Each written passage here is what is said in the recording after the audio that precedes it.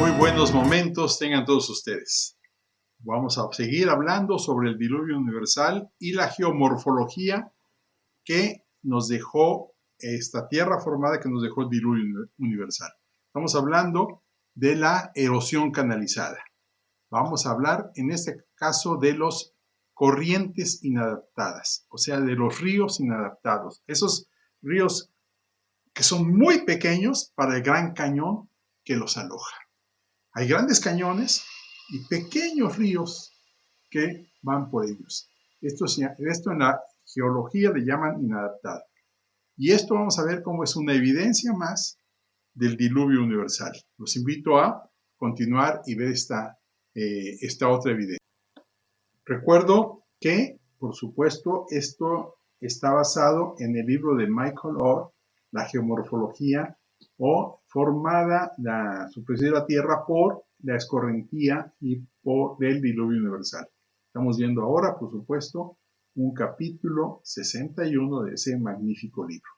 Muchísimas gracias. Corrientes inadaptadas. La interpretación evolutiva del origen de los cañones generalmente asume que las condiciones pasadas son similares al presente. Pero la mayoría de los ríos de todo el mundo fluyen en valles o cañones que parecen ser demasiado grandes para sus ríos. En la foto, el pequeño río Virgen fluye en un cañón serpenteante mucho más grande en Sion Canyon, Parque Nacional Sion. Estos cañones fueron tallados por el agua, por lo que deben considerarse canales antiguos. Las propiedades de muchos de estos cañones indican que el flujo de agua tenía que haber sido mucho mayor.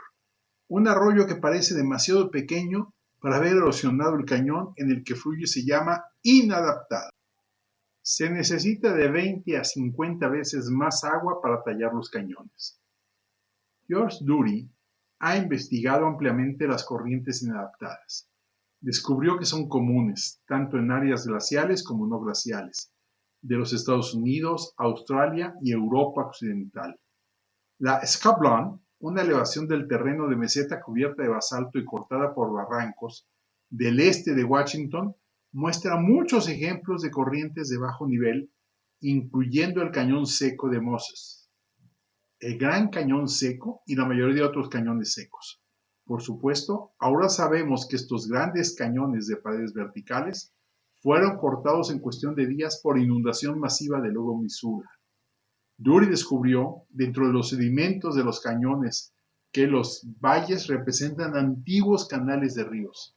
Encontró que el lecho rocoso de los sedimentos es más profundo en el exterior de las curvas del valle, donde el flujo del agua habría sido más rápido, y poco profundo hacia el interior de la curva, donde el flujo de agua habría sido lento. Esto es lo que esperaríamos de la morfología del canal de los arroyos serpenteantes de hoy. Dury analizó varias variables para estimar la cantidad de agua que alguna vez fluyó en estos canales de cañón. Se centró principalmente en la longitud de onda de los meandros del cañón y el ancho del cañón en comparación con los de la corriente o el río actual. La longitud de onda del meandro del cañón es generalmente unas 10 veces el ancho del cañón. Es la longitud de onda del meandro del cañón el mejor criterio para determinar el tamaño de los flujos pasados que atallaron los cañones. Moore explicó: la longitud de onda del meandro es la medida más inequívoca de las propiedades del canal que se puede hacer. En general, los meandros del cañón y el ancho cañón son de 5 a 10 veces más grande que los de la corriente actual, como se muestra en el esquema. En un momento, Dury concluyó que los valles contenían hasta 100 veces más agua en la etapa de ribera que los ríos actuales. Más tarde se volvió más conservador y revisó sus cifras a 20 a 50 veces más agua que era necesaria para formar los cañones. De cualquier manera, los meandros de los cañones proporcionan una fuerte evidencia de que en el pasado reciente un volumen mucho mayor de agua una vez fluyó y talló estos cañones. Controversia sobre la cantidad de agua. No todos están de acuerdo con Dury, posiblemente debido a las implicaciones radicales para el principio uniformista. Dury ha analizado todas las críticas a su obra y ha refutado cada una de ellas. Swindoll, Generalmente acepta las conclusiones de Dury basadas en meandros del cañón. En un artículo anterior, Tyndall afirmó algunas de las increíbles descargas en los desiertos descubiertas por Dury, aunque Tyndall atribuye los valores de escorrentía al cambio climático.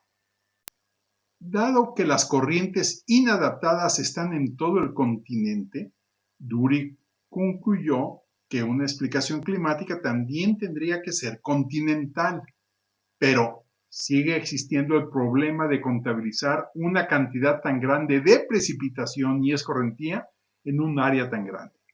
Debido a que las corrientes inadaptadas son comunes, Dury excluyó la posibilidad de captura de ríos como explicación. La captura del río reduce el flujo de los tramos superiores de una corriente capturada, aumentando el flujo aguas abajo del punto de captura. El problema con esta solución es que el evento sería local y no continental. Además, este mecanismo podría aumentar el flujo tal vez en 2 o 3 veces, mientras que los meandros del valle y del cañón indican flujos de 20 a 50 veces de los arroyos presentes. Dury también rechazó los flujos más altos basados en el exceso del saqueo de lagos adyacentes a las capas de hielo y a la descarga de agua por deshielo. Por lo tanto, el mecanismo para la formación de meandros de cañones sigue siendo un misterio para los científicos uniformes. Escorrentía de la edad de hielo y o erosión canalizada del diluvio universal.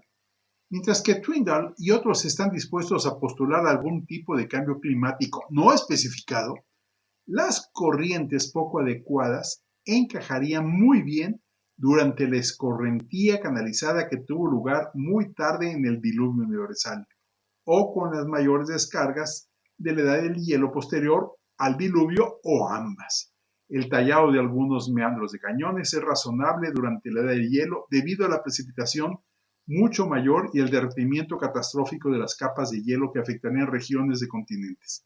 Sin embargo, parece que los cañones deben haber sido los primeros en dirigir el agua, por lo que probablemente eran grandes antes de la glaciación. Además, en la mayoría de las áreas de la edad de hielo, la precipitación no produjo suficiente agua.